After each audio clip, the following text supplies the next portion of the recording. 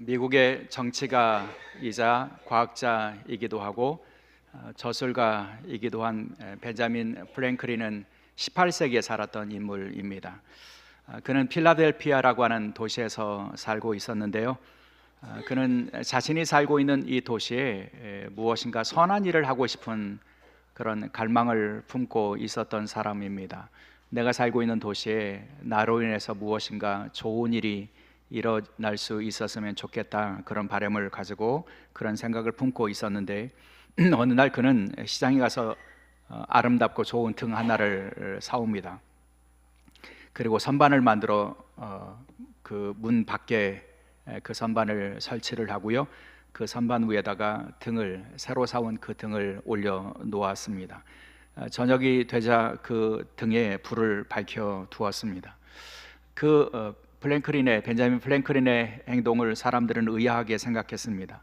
좋은 등을 샀으면 집 안에다가 그것을 밝힐 일이지 집 밖에다가 그것을 밝히는 것은 그들에게는 이해가 되지 않았던 것입니다. 그러나 이 벤자민 플랭클린은 사람들이 자신의 행동을 어떻게 생각하든 어떻게 평가하든 연연해 하지 않았습니다. 저녁이 되면 매일매일 똑같은 시간에 그 등불에 불을 밝혀두는 일을 멈추지 않았습니다. 그렇게 시간이 흘러갑니다. 한 주가 흘러가고 또 한 달이 지나가게 됩니다. 시간이 흐를수록 사람들이 그의 행동을 깨닫기 시작합니다. 집 밖에 불을 밝혀둔다는 것, 이것이 얼마나 유익한지를 그들이 경험하게 된 겁니다.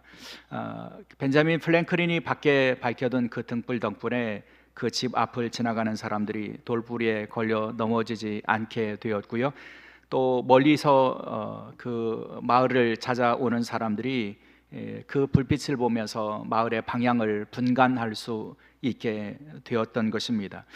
그래서 이 행동을 좋게 여긴 사람들이 하나둘씩 벤자민 플랭클린의 이 행동을 따라가기 시작합니다. 그들도 자신의 집 밖에 등불을 밝혀두기 시작하게 됩니다. 그러자 온 도시가 밝게 되었던 거죠. 이것이 여러분 오늘날 가로등의 시초가 되었다, 그런 이야기를 읽은 적이 있습니다. 한 사람이 불을 밝혔을 때에 온 도시가 밝아질 수 있게 되었다는 것이죠. 사랑하는 여러분, 세상이 어수선하고 어수선합니다만 성탄을 앞두고 우리는 성탄의 의미를 생각하지 않을 수가 없습니다. 이 벤자민 플랭클린의 이야기는 성탄의 의미를 우리에게 잘 담고 전해주는 이야기라고 저는 믿습니다. 예수님의 오심은 빛을 밝혀주신 사건이고, 예수님의 오심을 빛으로 오신 분이라고 고백하는 우리들도 우리 자신의 등불을 하나하나 밝힐 수 있다면 여러분, 우리가 어둡다고 절망이라고 말하는 이 세상이 조금은 더 밝아질 수 있지 않을까 하는 생각이 들기 때문입니다. 특별히 고통 속에, 흑암 속에 살아가는 이웃을 위해서 내 자신의 등불 하나를 그 곁에 밝혀주는 일, 그것은 이 세상에 빛으로 오신 예수님께서 우리에게 원하시는 삶이다, 그런 생각을 갖게 됩니다. 여러분, 예수님의 오심은 빛으로 오신 사건이라고 예언했던 예언자가 있었습니다. 이사야 선지자입니다. 이사야 선지자는 메시아의 오심을 예언하면서 이렇게 증언합니다. 오늘 이사야서 9장 본문의 1절과 2절이죠. 전에 고통받던 자에게는 흑암이 없으리로다. 흑암에 행하던 백성이 큰 빛을 보고 사망의 그늘진 땅에 거주하던 자에게 빛이 비치도다. 여러분, 선지자는 자신이 살고 있는 그 시대에 흑암이 있고 고통이 있고 그리고 죽음의 그림자가 있다고 고백하고 있습니다. 실제 당시 유다에는 그랬습니다. 유다는 강대국의 압제를 받고 있었고 그 압제로 인한 고통이 그들에게 있었습니다. 그들에게는 희망이 없었습니다. 제국을 이길 수 있는, 그리고 제국을 물리칠 수 있는 힘이 그들에게 없었기 때문에 절망했습니다. 죽음과 멸망의 그림자가 그들을 완전히 덮고 있었던 그런 시대입니다. 그 속에서 살던 이들은 하늘을 쳐다보고 하나님께서 주시는 희망의 빛을 간절히 소망하고 있었습니다. 그때 선지자 이사야는 그 빛이 온다고 선포합니다. 고통받는 백성들을, 그리고 흑암 중에 있었던 사람들을, 죽음의 그림자가 덮여있는 그 땅에 큰 빛이 임할 것이라고, 그 빛이 임하면 고통이, 흑암이, 죽음이 물러가게 될 것이라고 선포합니다. 여러분, 이것이 빛의 능력 아닙니까? 빛의 능력은 무엇입니까? 빛의 능력은 어둠을 이기는 것입니다. 어둠을 물리치는 것입니다. 어둠은 빛을 이길 수가 없습니다. 이사야 선지자는 예수님이 빛으로 오신다고, 빛으로 메시아가 임하시면 그 땅을 덮고 있었던 고통과 흑암과 죽음의 그림자는 사라지게 될 것이라고 선포합니다. 그래서 선지자는 빛으로 오시는 메시아를 선포하면서 그분에게는 빛으로서의 능력이 있다고 하는 것을 강조합니다. 흑암과 고통과 그리고 죽음의 그림자를 물리치는 빛의 능력이 메시아에게 있다고, 그분은 충분히 그런 능력을 가지고 있다고 하는 것을 증언하죠. 그것이 본문 이사야서 9장 6절과 7절의 내용입니다. 그의 어깨에는 정사를 메었는데 그의 이름은 기묘자라, 모사라, 전능하신 하나님이라, 영존하시는 아버지라, 평강의 왕이라 할 것입니다. 그 정사와 평강의 더함이 무궁하며 또 다윗의 왕좌와 그의 나라에 군림하여 그 나라를 굳게 세우고 지금 이후로 영원히 정의와 공의로 그것을 보존할 것이라, 만군의 여호와의 열심히 이를 이루시리라. 여러분, 하나님께서는 당신의 백성들을 향한 열심을 품고 계시는 분이시라고요. 뜨거운 마음을 가지고 주의 백성들을 사랑하시는 분이시라고요. 그래서 그분이 이 땅에 전능하신 하나님, 당신과 동등한 권위와 영광과 권세와 능력을 가지고 계시는 당신의 아들을 보내주신다고요. 그래서 그분은 그 빛의 능력으로 세상을 덮고 있는 고통과 흑암과 죽음을 물리치시고 그 속에서 괴로워하는 자들을 구원하여 주실 것이라고 그렇게 말씀하고 있는 것입니다. 근데 여러분, 그 구원의 큰 능력으로 임하신 그 메시아의 모습 속에 신비한 것이 있습니다. 여러분, 구원의 빛으로 메시아를 보내주신다고 말씀해 주시는 이 말씀 속에 참 놀라운 신비가 담겨져 있다는 것이죠. 그것은 무엇입니까? 온 세상을 덮고 있는 고통과 흑암과 죽음의 그림자를 물리치실 수 있는 능력의 그 메시아가 아기의 모습으로 임한다는 것입니다. 한 아기가 우리에게 나셨다고요. 그분이 바로 기묘자이고 모사이고 전능하신 하나님이시며 영존하신 아버지이시고 평강의 왕이시라고 증언하고 있습니다. 여러분, 그 아름다운 이름, 그 능력, 그것을 가지고 이 땅에 빛으로 오신 그분이 아기의 모습으로 오신다고 하는 이 말씀은 복음의 신비를 담고 있다는 것이죠. 어떤 분의 글에서 그런 이야기를 읽은 적이 있어요. 사람들은 다 아기를 좋아하는데 왜 사람들이 아기를 좋아하는지를 아느냐, 그런 질문을 던지는데요. 여러분, 우리도 우리 공동체에 아기가 이렇게 교회에 나오면 그 1층의 로비가 완전히 분위기가 바뀌어집니다. 하랑이가 문 앞으로 들어오면 여러 사람들이 그 앞에 가서 그의 얼굴을 보고 인사하려고 이렇게 그 미소를 띠고 준비하고 계시는 모습들 보면 참 흐뭇합니다. 여러분, 아기의 모습 보면서 인상 쓰는 사람은 세상에 아무도 없습니다. 아무리 악인이라고 할지라도 아기를 대면하고 아기의 얼굴을 바라보면서 찌푸리는 사람은 없습니다. 여러분, 아기들의 얼굴이 미적으로 완전해서 그럴까요? 아니요. 아기들의 얼굴에도 그렇게 미적인 아름다움이 없는 그런 아이들도 종종 있습니다. 그런데 그렇다고 할지라도 우리는 아이의 모습을 보면 좋아합니다. 미소를 짓습니다. 왜 그럴까요? 이분은 심리적으로 인간은요, 아이를 보고 그렇게 좋아하는 이유가 있다고 그래요. 왜냐하면 아이는 약하고 그래서 자신에게 해롭지 않은 존재라고 하는 것을 알기 때문이다, 그렇게 말합니다. 여러분, 아이는 무기력합니다. 아이는 누군가의 보살핌이 필요합니다. 힘이 없습니다. 약합니다. 그래서 그 아이는 나에게 해가 되지 않는 무해한 존재라고 하는 것을 사람들은 본능적으로 안다는 겁니다. 그래서 그 아이를 향해서 마음을 열고 그리고 따뜻한 미소를 띄우고 그 아이들을 사랑한다는 것이죠. 여러분, 그런데 이사야 선지자는 뭐라고 말씀합니까? 세상에 빛으로 오시는 구원자가 아기의 모습으로 온다, 이렇게 말씀하시죠. 세상을 구원하시는 하나님의 방식은 군림하고 정복하는 모습이 아니라 아기와 같은 무기력한 모습으로 오셔서 당신의 빛을, 구원의 빛을 비추신다고 말씀해 주십니다. 실제로 예수님께서 아기의 모습으로 오셨을 때에 그분에게서 빛을 발견한 사람이 있습니다. 누가복음 2장에 등장하는 시므온이라고 하는 사람입니다. 여러분, 시므온이라고 하는 사람을 성경은 뭐라고 표현하냐면 의롭고 경건한 사람이며 이스라엘의 위로를 기다리는 사람이라고 소개하고 있습니다. 그리고 무엇보다도 그는 성령으로 그가 죽기 전에 그리스도를 보게 될 것이라고 하는 그런 사실을 그가 깨닫게 되지 않습니까? 그는 성령의 사람이었다는 겁니다. 그가 예루살렘 성전에 갔다가 아기 예수께서 그 성전에 들어와 계신 것을 만나게 되지 않습니까? 그리고 그 순간 성령의 감동을 경험하면서 그분이 메시아라고 하는 것을 그가 깨닫습니다. 아이를 받아서 그 노년의 시므온이 그 아이를 품에 안습니다.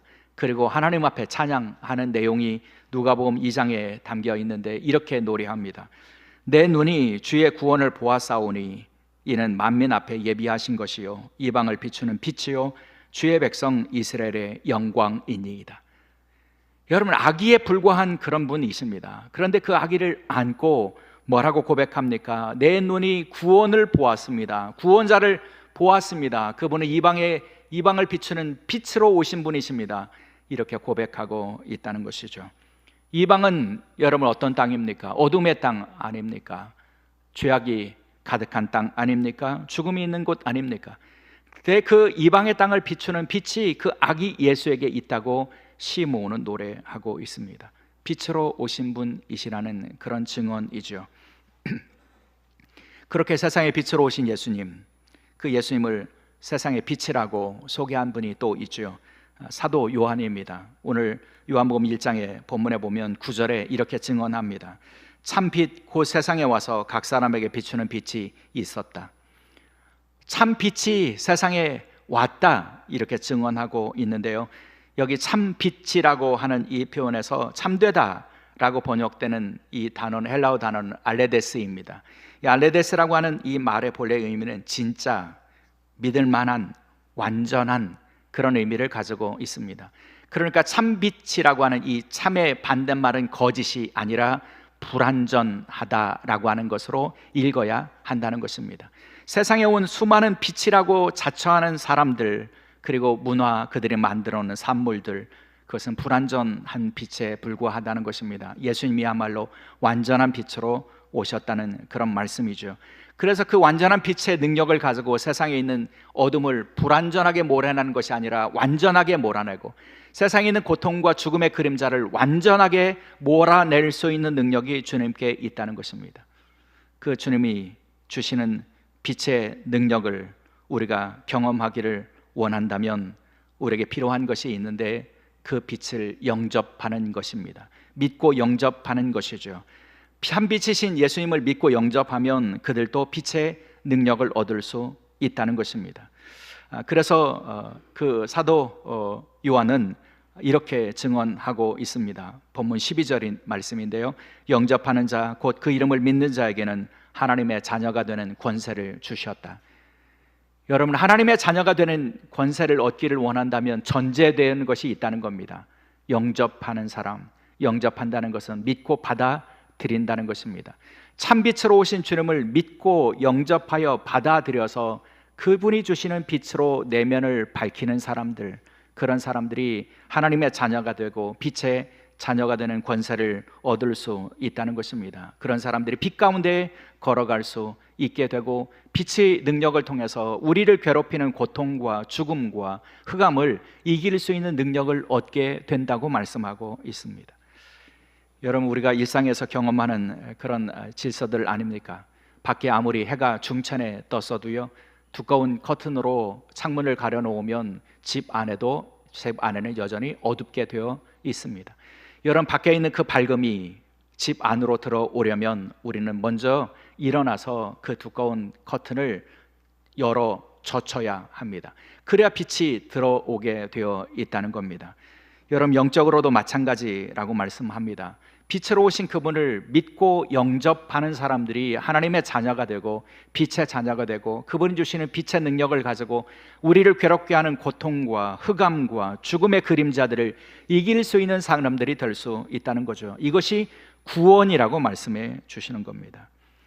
근데 불행하게도 사람들은 빛으로 오신 주님을 영접하지 않았습니다. 사도 요한은 당대의 사람들의 어리석음을 이렇게 표현하고 증언하고 있는데요. 본문 그 요한복음 1장의 5절 말씀이죠. 빛이 어둠에 비추되 어둠이 깨닫지 못하더라. 11절이요. 자기 땅에 오매 자기 백성이 영접하지 아니하였으나. 여러분, 깨닫지 못했다는 거예요. 영접하지 못했다는 거예요. 그러니 그분이 주시는 빛이 그들에게는 아무 상관이 없었던 겁니다. 밖은 환한데 커튼으로 가려놓은 집과 같은 모습이 당대의 사람들의 모습이었다는 것이죠. 여러분, 영접하지 않으면요, 깨닫지 못하면요, 그분이 주시는 빛이 경험을 할 수가 없게 되어 있다는 거죠. 그래서 팀 켈러라고 하는 목사님은 예수라고 하는 그의 저서에서 그 예수님을 어떤 분이라고 소개하느냐면 눈먼 세상에 빛으로 오신 분이라고 그렇게 소개합니다. 여러분, 눈먼 세상요, 눈먼 세상에 빛으로 오셨대요. 빛으로 오긴 오셨는데 여러분, 눈먼 사람에게는 그 빛이 아무 능력이 되지 못하는 것처럼요, 빛의 문제가 아니라 우리의 문제라고 말씀하는 겁니다. 예수님 세상에 참빛으로 오셨지만 우리는 눈 멀어서 그 빛을 보지 못하니 그 빛의 능력이 우리 안에 나타나지 않게 되어 있다는 거죠. 그래서 이분은 우리에게 필요한 믿음을 그 빛으로 오신 주님이 주시는 구원과 생명의 빛을 얻기 위해서 필요한 것을 이렇게 설명합니다. 크리스마스의 진정한 선물을 얻으려면 내가 죄인임을 인정해야 합니다. 당신도 그분의 위대한 사랑을 경험하고자 한다면 결국 그분과 같은 길로 내려가야 합니다. 그분이 내려가심으로 위대해지셨듯이 당신도 회개를 통해서만 그분의 빛 속으로 들어갈 수 있습니다. 여러분, 회개를 통해서만 그분의 빛 안으로 들어갈 수 있다고요. 그 회개는 교만한 마음을 낮추어서 우리 자신을 낮추고, 그래서 주님이 필요하다고 하는 것을 고백하고 그분의 빛을 믿고 영접하는 것이라고 말씀해 주십니다. 그분을 믿고 영접하는 사람들이 그 빛을 얻고 그 빛의 능력을 통해서 우리가 빛의 자녀로 빛을 따라 걸어가는 사람들이 될 수 있다는 것이죠. 여러분, 그래서 예수님께서는 영접하는 것이 얼마나 중요한지를 깨우쳐 주셨는데요, 예수님 이렇게 말씀해 주셨어요. 요한복음 8장 12절, 예수께서 또 말씀하여 이르시되 나는 세상의 빛이니 나를 따르는 자는 어둠에 다니지 아니하고 생명의 빛을 얻으리라. 여러분, 예수님이 당신을 뭐라고 소개하십니까? 세상의 빛으로 오셨다, 스스로 그렇게 말씀해 주시잖아요. 근데 그 세상의 빛으로 오신 그분을 여러분, 우리가 믿고 영접하고 따르면 생명의 빛을 얻고 어둠에 다니지 않게 된다고 말씀해 주십니다. 주님이 주시는 생명의 빛, 구원의 빛, 그것을 경험하기를 원한다면 우리에게는 주님을 믿고 영접하고 그분을 따르는 믿음이 우리에게 필요하다고 말씀해 주십니다. 사랑하는 여러분, 그렇게 우리가 주님 주시는 생명의 빛을 얻고 누리기를 원한다면요, 그리고 그 생명을 얻었다면요, 우리에게 주시는 사명이 있다고 저는 믿습니다. 주님이 비춰주시는 빛을 통해서 그분을 영접하고 우리가 빛의 자녀가 되고 하나님의 자녀가 되었다면 우리에게 맡겨진 사명이 있는데요, 빛의 자녀들에게 주어진 사명을 베드로 사도는 이렇게 설명합니다. 어두운 데서 불러내어 그의 기이한 빛에 들어가게 하신 이의 아름다운 덕을 선포하게 하려 하심이라. 여러분, 우리를 구원하신 사건을 베드로 사도는 뭐라고 설명하냐면 어두운 데서 불러내셔서 그분의 기이한 빛으로 들어가게 하신 사건이라고 말씀합니다. 그분의 기이한 빛으로 들어가게 하신 것은 그분의 아름다운 덕을 선포하고 선전하게 하려 하심이라고요. 여러분, 예수님의 그 아름다운 덕이 무엇이라고 여러분은 고백하십니까?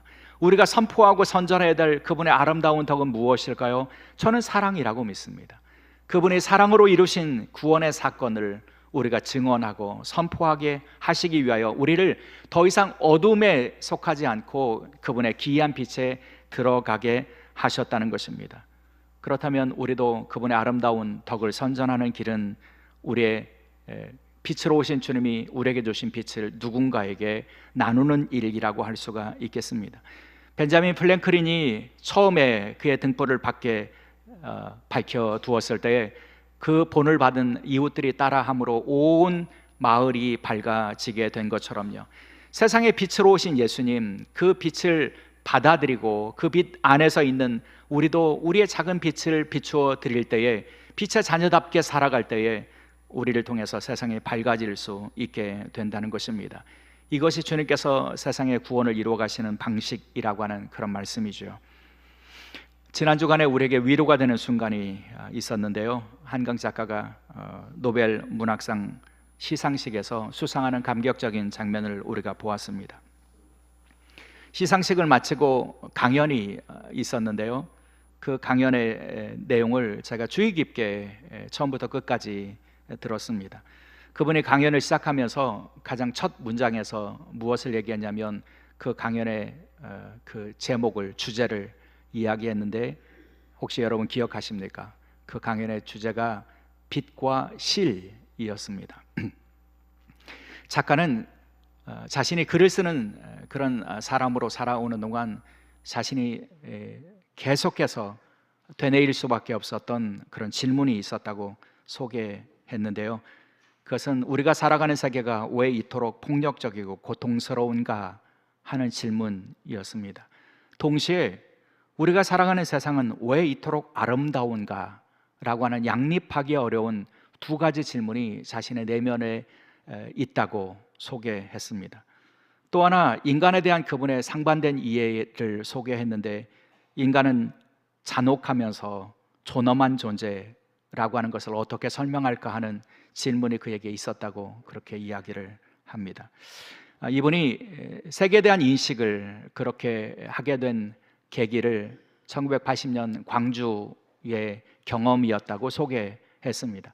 전 세계인들이 주목하는 자리에서 그분은 1980년에 광주를 언급했습니다. 그리고 그것이 자신의 작가로서의 삶의 세계를 형성한 가장 중요한 사건이라고 말합니다.